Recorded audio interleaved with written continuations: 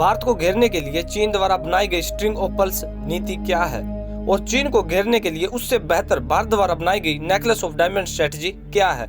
इन चक्रव्यूह को डिटेल से समझने के लिए बने रहिए हिंदी जगह फैक्ट्री के यूट्यूब चैनल पर। सबसे पहले बात करें चीन की स्ट्रिंग ऑफ पर्ल्स स्ट्रेटजी के बारे में, तो दोस्तों चीन द्वारा भारत को चारों ओर से घेरकर बंदरगाहों पर बनाए गए सैन्य ठिकानों को और उन पर निर्माण कर रणनीति रूप से तैयार किए गए नेटवर्क का नाम ही स्ट्रिंग ऑफ पर्ल्स रखा गया है। ऐसा नहीं है कि भारत खाली हाथ बैठा है। भारत पिछले कुछ सालों से इससे बेहतर स्ट्रेटजी, जिसको नेकलेस ऑफ डायमंड स्ट्रेटजी कहा गया है, तैयार कर चीन को उसी की चाल में फंसाकर उसको मुंह तोड़ जवाब दिया है। अब आपको चीन और भारत के उन देशों में बने नेटवर्क के बारे में बता दें जिससे दोनों देशों के अपनी अपनी रणनीतियां तैयार कर रक्षा क्षेत्र को मजबूत बनाया है, जिसको देखकर आप खुद ही बता देंगे कि किसकी स्ट्रेटजी बढ़िया और निष्पक्ष है। सबसे पहले बात करें चाइना की, तो उसने भारत को घेरने और हिंद महासागर पर अपना व्यापारिक नेटवर्क को बढ़ाने के लिए इंडिया के खिलाफ स्ट्रिंग ऑफ पर्ल्स नामक एक स्ट्रेटजी बनाई है। दोस्तों आपको पता है कि इसकी रणनीति के पीछे मकसद दो ही है। पहला, समय आने पर युद्ध में भारत को मात देना और दूसरा, अपने आसपास के देशों को भारी कर्ज देकर उसको गुलाम बनाना, जैसे पाकिस्तान के ग्वादर पोर्ट को डेवलप कर उसको कब्जा लिया गया है। उसके बाद हमारे साउथ ईस्ट में बसे पड़ोसी देश म्यांमार के बंगाल की खाड़ी पर सितवे बंदरगाह को लेकर अब चीन वहां पर भी डेवलपमेंट कर रहा है और उसको भी भारी कर्ज देकर फंसाने की कोशिश हो रही है। और तो और हमारे प्रधानमंत्री रहे नेहरू द्वारा 1950 में भारत का कोको आइलैंड म्यांमार को गिफ्ट में दिया गया था। उस पे भी भारत पर नजर रखने के लिए चीन अपने एंटीना लगाता देखा गया है कि कोको द्वीप भारत द्वारा म्यांमार को गिफ्ट में देना हमारी बहुत बड़ी भूल थी। और अब हमारे साउथ वेस्ट में बसे मालदीव में चीन ने अपना सैन्य अड्डा स्थापित कर लिया है ताकि हिंद महासागर में भारत के खिलाफ कड़ा रुख अख्तियार कर सके। उसके बाद हिंद महासागर में ही स्थित सेशल्स देश ने चीन से मौद्रिक सहायता के बदले में चीनी नौसेना का अड्डा स्थापित करने की अनुमति भी दे दी है। इन सभी बंदरगाहों का हालिया विकास स्ट्रिंग ऑफ पर्ल्स की रणनीति के तहत ही किया गया है। हालांकि ये वाणिज्य बंदरगाह है, लेकिन डर यह है कि भारत से संघर्ष की स्थिति में इन्हें आसानी से नौसेना सुविधाओं में बदला जा सकता है।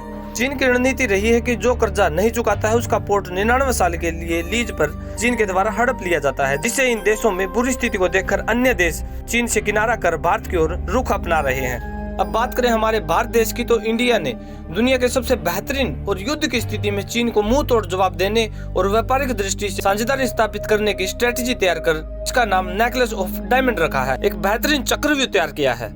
सबसे पहले बात करें हमारे खास दोस्त ओमान, जो कि रणनीति रूप से और व्यापारिक रूप से हम उनके नौसेना अड्डे को किसी भी प्रकार से इस्तेमाल करने की छूट प्राप्त है, क्योंकि वहां के कई सलमान भारत के पुणे में अपनी पढ़ाई पूरी कर निजी रिश्ते कायम किए हैं। तभी तो एक बड़ा भारतीय प्रवासी समुदाय ओमान में रहने वाला किसी भी देश का सबसे बड़ा प्रवासी समुदाय है।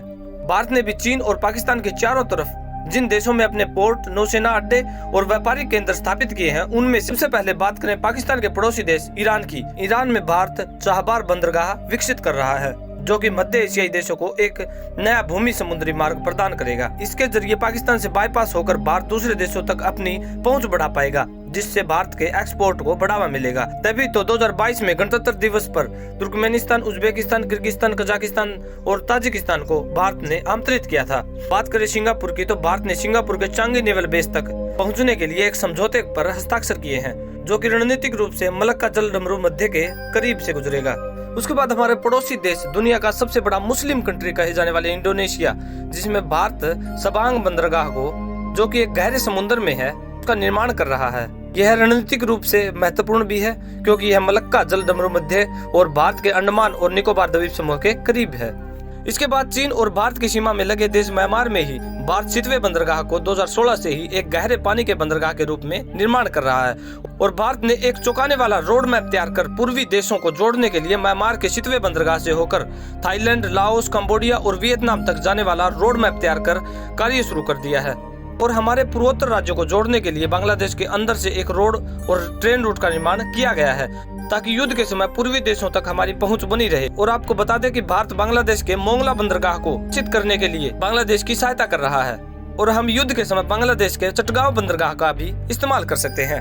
बात करें उत्तर भारत और चीन के चारों तरफ लगने वाले देशों में निवेश की, तो भारत ने वहां पर भी जमकर निवेश किया है और उनको अपना रणनीति और व्यापारिक साझेदार बनाया है, जिसमें भारत ने तुर्कमेनिस्तान, उज्बेकिस्तान, किर्गिस्तान, कजाकिस्तान और मंगोलिया में निवेश के बाद वहां से होते हुए पूर्व में जापान, दक्षिण कोरिया, ताइवान, फिलीपींस में महत्वपूर्ण राजनीतिक संबंध स्थापित कर अपना नेकलेस ऑफ डायमंड स्ट्रेटजी को पूरा किया है।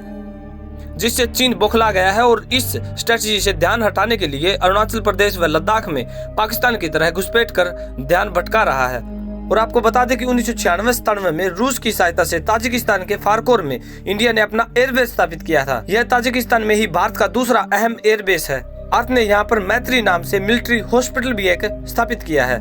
यहाँ हमारे एयरफोर्स की MiG-29 विमानों की कम से कम 2 स्क्वाड्रन तो तैनात हमेशा रहती है। और आपको बता दें कि इसी एयरबेस की बदौलत चीन और पाकिस्तान को सबसे ज्यादा डर बना रहता है, क्योंकि ये पाकिस्तान और चीन के बॉर्डर पर बना सबसे सुरक्षित एयरबेस है। हमने इसकी पूरी वीडियो पहले ही बना दी है, चाहे तो आप डिस्क्रिप्शन में जाकर देख सकते हैं। फिलहाल ऐसा ही पोर्ट भारत ने मॉरिशस में बनाया है। इसी मॉरिशस के पड़ोसी देश मेडागास्कर को भी भारत ने कभी चावल, कभी दवाइयाँ, कभी आर्थिक मदद करता आ रहा है, जो कि मेडागास्कर की नौसेना भारतीय नौसेना के युद्धपोत के साथ पेट्रोलिंग भी करते नजर आती है। और आपको बता दें कि हरियाणा के गुरुग्राम में हिंद महासागर में हर गतिविधि पर ध्यान रखने का मुख्य केंद्र बनाया गया है।